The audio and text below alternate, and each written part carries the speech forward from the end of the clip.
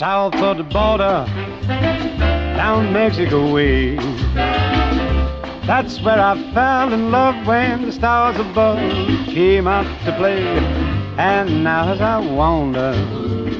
Hello there, all you expat wannabes. I'm Johnny Mueller, and you're listening to the Expat Files, Living in Latin America, the show that tells you just what it's like to live, work, play, and or retire down here in Latin America. It's a mix of the good, the bad, the ugly, and the great, and it's all right here, so let's get started. Let's start by talking a little bit about getting temporary and permanent residency in Latin America, leading to nationality and a passport. You know, it's always best, if you can, to shoot for permanent residency first.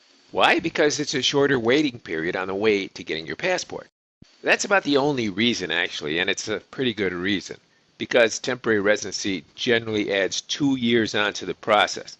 And, of course, you got to pay for temporary residency. In some cases, if you do it yourself, which is almost impossible, it could be $300, and if you get a lawyer, it might cost you $1,500 to $5,000, depending on your lawyer in the country you're applying it. And of course, you can avoid all that if you skip temporary residency and jump immediately to permanent residency. And of course, that costs money too if you do it yourself, which is almost impossible, $300 maybe. And surely endless days standing in hot, sweaty lines and moving from building to building in different sections of the big city. It's always in the big city, you know. Oh, and don't forget, it's almost impossible to get temporary or permanent residency yourself if you don't speak some Spanish. Though if you hire a translator to hang with you and stand in those lines, it can be done, but that's going to cost you some dough too. But you know that already. Anyway, people often ask, once you have temporary residency, how do you switch to permanent residency? Well, after that 2-year waiting period, it's generally 2 years, your lawyer will submit some more paperwork along with a local police report, you know, to show you've been a good boy or girl the last 2 years. By the way, for temporary residency programs like the one in Guatemala, you don't have to show any kind of income at all. However, if you're going straight to permanent residency, you will have to do that. But we'll get to that in a second. Anyway, suppose you've run out that 2-year temporary residency and you're going to permanent residency. Do you have to prove income then? Nope. And that's the beauty of temporary residency. If you can't prove you have a recurrent monthly income of usually $1,000 to $2,000, depending on the Latin country you're applying for residency in, temporary residency is the way to go because you don't have to prove anything. Then after the 2 years, you move directly to permanent residency and you don't have to prove income then either. That's the beauty of temporary residency. Once you've got that 2 years in and you want to move to permanent residency, they waive the bit about having to prove a monthly income.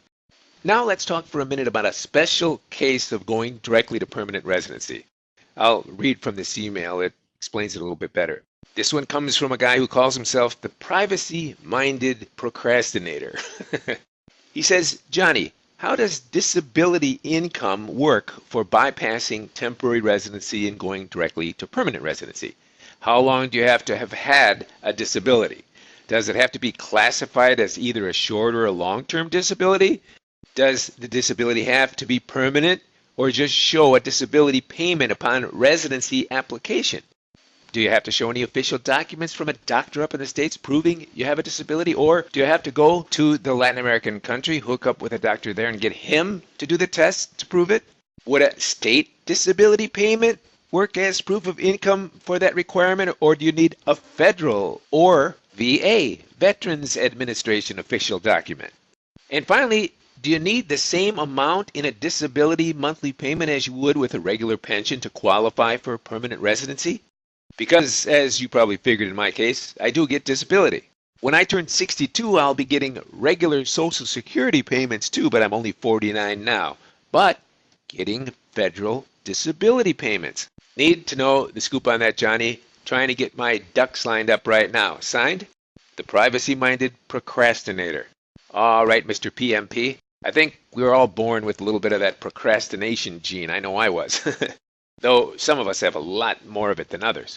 Well, the good news is in most all Latin country permanent residency programs, they'll pretty much instantly accept monthly disability payments as long as they're coming from a federal, state, VA, or any government-run disability program. And the same monthly minimum income payments apply. However, there are cases, for example, where some person's been hurt on the job, lost a finger, or had an eye put out. Your mom warned you about that a million times, right? And a settlement from their employer's insurance company is a monthly payment for life. In fact, you longtime listeners might remember 6 or 8 months ago, I talked about a guy I met, Gringo, who qualified for and got his permanent residency based on a monthly disability payment of $2,000 a month for life. If you recall, as a kid, he was at a New Jersey amusement park and somehow or another lost his big toe. And that big toe, who knows where it is now? Maybe it ended up in the food court. Funny enough, he said it was the second best thing that ever happened to him. Imagine that, some 35 years ago. What $2,000 was worth then? Probably $5,000 now. Oh, and when he said that was the second best thing that ever happened to him, I had to ask, what was the first and best? And he said, without skipping a beat, my wife, of course. My second wife. The first one was a trial run.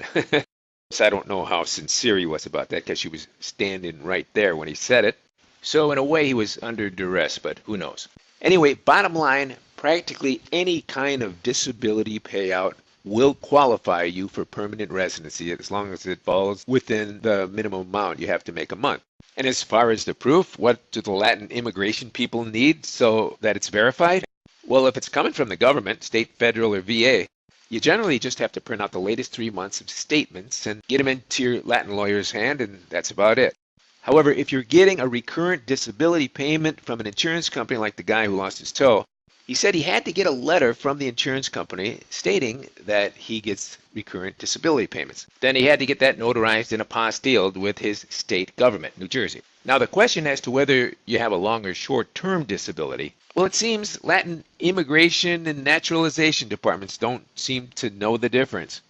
All they care about is having a letter or 3 months statements showing you're getting a disability payment. And remember, you'll be getting those documents in English, you'll be forwarding them to your Latin lawyer, and he'll be sending them to an authorized translator, so the immigration department will read a translation in Spanish of those documents.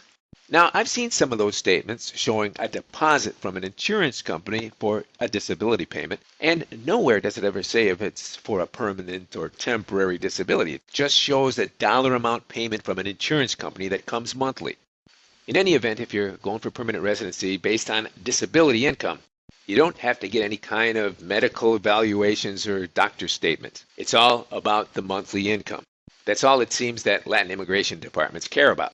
Speaking of getting temporary, then permanent residency, and waiting it out a few more years to get your nationality and passport, here's some very disturbing news that was just forwarded to me. It's from Guillermo, that's Spanish for Bill. Johnny, did you know that starting in 2021, Americans will now need permission to visit Europe? Technically, they'll now need to get a visa, whereas before, visiting Europe and the 26 countries in the EEU, European Economic Community, allowed Americans to travel there for 90 days visa-free. But that will end in 2021. It'll cost only $8 to get a visa, but you can bet it's really just another way to stamp, file, and catalog everyone and get you into some other gigantic databases. There will be forms to fill out and plenty of boxes to check. Then it says the EEU Commission estimates it will grant about 95% of Americans who apply to have travel rights to Europe for 3 years. That's how long the visa will last. So they're saying they'll let in 95% of American applicants. What if you're not part of that 95%? And how are they going to pick or disqualify the unlucky 5%? It says over 12 million Americans travel to Europe each year, so 600,000 Americans will probably have some trouble entering the EU starting in 2021. That's 5%. It's a fact, international travel is becoming harder and harder. It's just no fun anymore either. Unfortunately, now travel's being looked upon as a government-authorized permission instead of a personal right. Then it says, for instance, last year the U.S. government canceled 362,000 passports. You get it? 362,000 U.S. passports were canceled, all from people who they believed owed 50 grand or more in back taxes. Yes, it was just a suspicion. They believed they owed back taxes, but didn't actually have to prove it. That's not necessary. The accusation is enough. That means if big badass Uncle Sam wants to keep a person in the United States and stop him from fleeing, whatever, or just leaving and traveling, all the government has to do is say that there's a suspicion that you owe back taxes, and there goes your passport privileges. And in the vast majority of cases, you won't even know that until you get to the airport and try to take off for that Aruba vacation you already paid for. As terrible as this sounds, there's very little due process to be able to pull that off. They don't have to go in front of a judge and provide evidence. It's all done without the person's knowledge as a simple administrative procedure. And aside from taxes, the U.S. government can also deny or revoke a passport if you owe, or if they believe you owe, more than $2,500 in child support. But there's more, which brings me to this next email. Delinquent school loans. That's next on the docket. We all know someone who's delinquent or very delinquent on school loans. Could be you or the guy next door. Could be me. For instance, here's an email from Mr. D. D for delinquent. Johnny, what happens if I come down to Latin America, start my residency process, yet have a bunch of school loans that I somehow don't pay or forget to pay? The point would be to drastically lower my profile and get out under the radar as much as possible. And from what I've heard on your shows, they can't really shag you down, not when you're in a foreign country. Sure, they can go after whatever properties or assets you have up in the States, but I've got little there. If I did, I would have paid off my loans already. Then he says, by the way, Johnny, I'm about $39,000 in the hole for school loans. Started out at around $16,000, but over the years, you make the minimum payment or you miss some and they keep adding on charges and surcharges. Then I moved to Arizona where things didn't pan out and I skipped 2 years. Took that long for the snail mail bill collectors to catch up to me. Oh, and for those who say that liberal arts college degrees are useless, I have to say my degree in Native American underwater ice sculptures is paying off. I recently carved a totem ice sculpture on YouTube. It lasted a whole 6 hours. And the best part, when I applied for a grant based on that all-important Native American connection, they gave me the dough. And now I have a GoFundMe site. So money trickles in from all over the world just because of that Native American connection. People, especially tree huggers, do-gooders, and SJWs, are really supportive of that stuff. But, Johnny, little do they know I'm Irish. Well, at least 87% Irish. I sent off my DNA to one of those genealogy sites, hoping I'd have a few percentage points of Native American blood. That would certainly strengthen my case. No such luck, but I am 1.75% African. And checking for grants in that domain now. Keep up the good work, Johnny. Signed, Honorary Chief Seamus Patrick, Sitting Old Bull. Crap. Oh man, Seamus Old Bull Mierda, I think you've kissed the Blarney Stone one too many times. You think? I get it. It's in honor of the St. Paddy's Day shenanigans. Though speaking of being saddled with massive school loans that'll be on your shoulders the rest of your life, there was a guy that came down to a previous Expat Insider seminar, a young guy. I know I told part of this story before. I probably told all of my stories before. Anyway, he told me he was $250,000 in the hole for school loans. His degree, no, not in brain surgery or nuclear physics, in physical therapy. Hey, I'm not knocking physical therapists. That's a very useful degree, but you won't be driving a Ferrari none too soon. And he asked me right up front if he moved to Latin America permanently, could he run away from it? Well, I'll tell you, there was a time you could do that, but I'm sure if he's not at least paying a minimal amount each month, his U.S. passport is dead in the water. As serious and concerned as he was about it, I was thinking, man, did you get some f***ed up advice? What were you thinking? Though at least he made it down to the seminar. I don't know how he scraped the money up for that. Oh, and he loved it down here, made all kinds of plans and connections. The best of intentions, but life's realities get in the way. Like a $250,000 noose around your neck. And most probably a permanently blocked passport. That's why it's urgent. You get that Plan B in action. Starting with that Latin American permanent or temporary residency leading to a passport. Once you've got a second passport, you can give your old high-maintenance Uncle Sam the thumbs up with your middle finger. Because if you have a second passport and they block your U.S. passport for whatever reason, and they can just make up reasons as they go along, or single you out as a troublemaker, a prepper, an anti-vaxxer. Maybe you're a pro-gun or anti-GMO blogger. You get on one too many government poop lists, and there goes the passport. Yep, and I think everyone who listens to this show can be tagged as a troublemaker in one way or another. That's why you really have to get that Plan B going. I don't know what stage you're in right now, but one of the easiest and fastest ways to get on the road to that second passport is to show up at my Expat Insiders Seminar. The next one's in July. It goes from Saturday, the 6th of July, till Thursday, the 11th. And at the same time, as always, many people have done this, you stay an extra week. Apply for your permanent or temporary residency, and you're on your way to a second passport. And during that week, right after the seminar, while you're hanging around to do the residency stuff, you don't have to hole up in your hotel room. You can see the sights, hang with Captain Mango, and or do the famous John Galt post-seminar trip. That's one of the best ways to see and get the feel of what's really happening on the ground close to the people. It'll give you a million business ideas, I guarantee it. So if you're interested in attending my upcoming July 2019 Expat Insider Seminar, shoot me an email, theexpatfiles@gmail.com, and I'll put you on the early bird list. And there's a question that always seems to come up. People say, Johnny, how many people who attend the seminar stay on for the extra week to do the residency process? I'd say about half. And as for the other half who just stay for the seminar, I'd say about 50% of them start their residency process within a couple of months. In other words, they come back. They have to sign paperwork and all that and get the process going at a later date. But obviously it's easier and you save a lot of time and money to boot if you schedule an extra week to do all that right after the seminar. So again, to get on my early bird discount list, shoot me an email, theexpatfiles@gmail.com. Enough said about that. No more shameless plugs. And now I have to say I've been collecting some very interesting emails from women. You might recall a couple months ago, and intermittently I've been talking about the good, the bad, the ugly, and the great concerning Latino Gringa and Latina Gringo relationships. Well, it turns out those shows pressed a few buttons, a couple of panic buttons too, and I've been receiving a trickle of emails from women who've gone out with Latin guys. I talked enough about Gringo males going out with Latinas, but not much from the Gringa viewpoint, because you see, there's a lot more Gringo males going out with Latinas than vice versa, simply because there are more single Gringo expats by far than single Gringas living and visiting down here.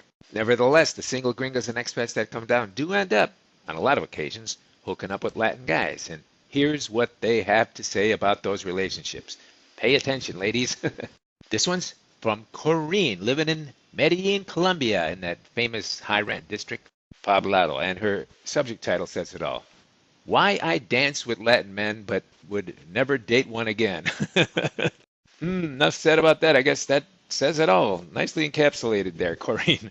No, anyway, she says, Johnny, I would never advise any of my lady friends, though my enemies for sure, to date a Latino guy. Except for the occasional fun dance in a public setting, date them at your own peril. Johnny, they say bad things come in threes, and I was unfortunate enough to date Latin guys 3 separate times. The lying, cheating, and manipulation are part of the process, and they won't even think twice that there's anything wrong with messing with your love and relationship values. It's a kind of sociopathic behavior limited exclusively to a certain manipulative skill. And it is a skill. Cheating and screwing around and having a harem of women. Being able to manipulate a girl's mind is nothing to them. Looking back in my case, I don't know how they got away with it. I saw the signs coming at me left and right, but I didn't listen. I'm a sucker for a handsome face and body, I guess. If it's not a sickness that's written up in the DSM, that's Diagnostic and Statistical Manual of Mental Disorders, it certainly belongs there. So, ladies, let me warn you, if you think when you're going out with a Latin guy, you're the only one, and he'll tell you that all the time, to him, you're nothing but a conquest. And if you think you've got the special talent or whatever it takes to change him, then you need to be on meds. Not him. He'll never change. Oh, but that's not to say he won't want to settle down with you, at least in theory, because you're taller, lighter skin, lighter hair than the other Latina ladies around. The point of marriage for most of these guys is to improve the family gene pool. According to the Latin norm, the whiter, the taller, lighter the hair is a definite leg up for the kids, and terrific bragging rights for any Latino family, especially the Latino daddy. As a gringa, you'll be in great demand as part of that equation. Don't think it's not on every Latin guy's wish list. When some of my American girlfriends first pointed that out to me, I thought it couldn't be that cut and dry, but yes, they really are out to improve the family gene pool. It's an interesting observation at first, but it's also a deep, deep cultural flaw. Don't you fall into that trap. After the love is gone, and it will be gone soon enough, like the old Earth, Wind, and Fire song, you will be stuck with his kids. That's the point. His goal of having taller, whiter, lighter-haired kids will have been accomplished at your expense, and you'll be stuck with them. And undoubtedly, there's some truth to the game he's playing. Those kids will have a leg up. But you, as a gringa, stuck in that game permanently now, you'll find you have a leg down. So beware, gringo ladies, the first days in a relationship with a Latin guy, you'll think you're so special. Boy, those Latin men know how to pour on the syrup. And you say, why me? Why are you interested in a gringa? You've got all these beautiful Latinas around. Oh, and they'll say, clinging, jealous, unworldly Latinas, they're so boring. Early on, you'll believe every word. He's so sincere and convincing. He's had a lot of practice. You'll find out when they don't answer the phone for certain days and certain times, disappear for days at a time too. You complain and they'll pout, turn the tables and accuse you of being untrustworthy. You'll probably genuinely feel bad for a while, thinking it's his culture, it's different, you shouldn't pressure him, you have to learn the rules. You'll have to learn the rules all right, and the rules are his. But I don't expect American ladies to take my advice. I've said this to my friends and other gringos who've come down. They don't learn. They have to find out for themselves the hard way. Speaking of the hard way, always, always use protection. Because I assume, ladies, you're going to go out with Latin men no matter what I say. So once again, number 1, always use protection with them. Number 2, use protection. Number 3, use protection. Because, Johnny, as sure as Jesus wears sandals, he'll be sticking it everywhere he can. However, if you're a loosey-goosey party girl just looking for a good time and don't mind superficial relationships, selfishness, and sociopathy in your men, you'll have fun. They fit that bill perfectly. Oh, and did I mention the marathon lies? Sure, Latinos dress and smell great, but the small talk can be so superficial and tedious. I don't get how even the thickest ones, Latino men who've never read a single book in their lives, still somehow they know everything and anything about World Cup stats. Could be because everywhere you go, there's a TV with sports blasting in your face. Your Latin guy, if you have one, will always have an eye and an ear on the TV if there's anything about sports on it at all. And now I can see why Latinas who've dated foreigners find their own homeboys extremely lacking. But what choice do they have? So, Johnny, that's my warning to American girls. Save yourselves time, effort, and pain. When in Latin America, stay single, date Canadians, Europeans, even women. Buy a set of butt plugs and a vibrator. Do everything but get serious with a Latin man. All right, me, Johnny, here. Kind of a harsh email from Corrine. Butt plugs, huh? Ouch. That's gotta hurt. All right. Then we have this one from Georgie Girl, a snowbird, who lives part-time in Vancouver and part-time in Costa Rica. She says, Johnny, I think someday soon, techies will surely signal the end of the famous Latin lover syndrome. How? Well, when Apple comes out with earbuds that have built-in lie detectors, the lines will be around the block. But more than likely, it'll be a cell phone app. There are a few now, but they're not convincing. Though, for sure, when the techies get it right, we'll have those Latin lover boys dead to rights. And the first question to ask, are you married or have a girlfriend? That'll surely eliminate 99% of them. Then she says, and this is from Karen, I can tolerate most of their games except for the fact that they have several girls at once. They get away with it because the culture lets them. It's accepted. They don't worry about there being any kind of consequences. They are not, with a capital N-O-T, family man material. Except there are a few Latin nerd boys out there and Latin geek types. You see them in computer stores and tech shops, fixing things. But dating geeks is another kind of boring. It's real work because you got to train them how to dress up and instill some social graces. That geek gene prevails whether it's in Canada, the U.S., or Costa Rica. So if you want a shot at hooking up with a Latin man who really will be loyal, go for a geek. But for me, it's way too much work, and the conversation is another level of boring.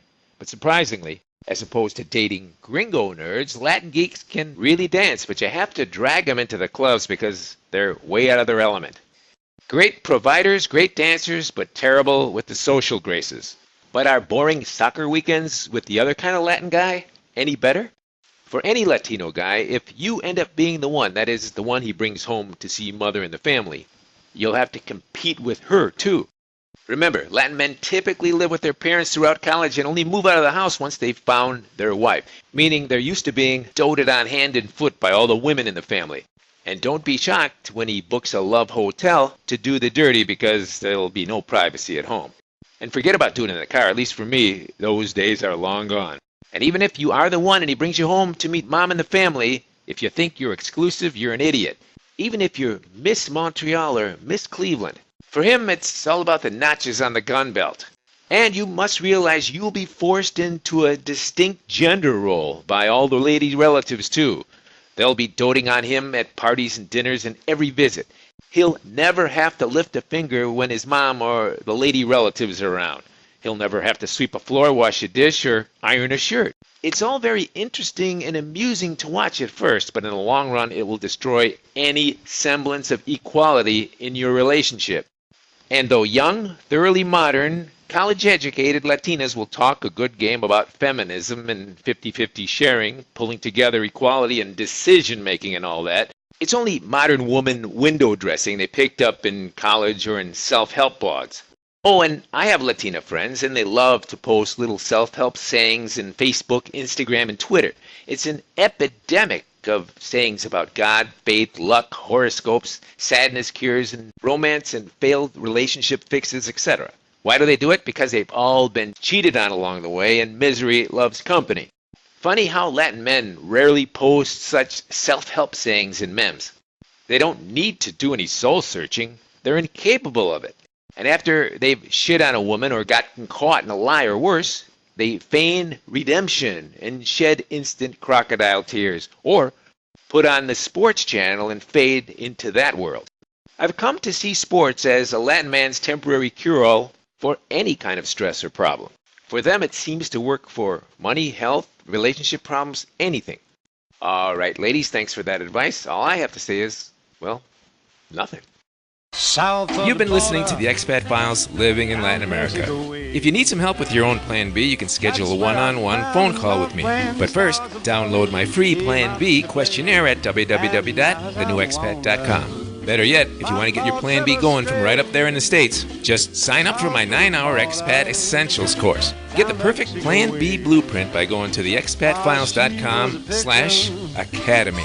Nos vemos.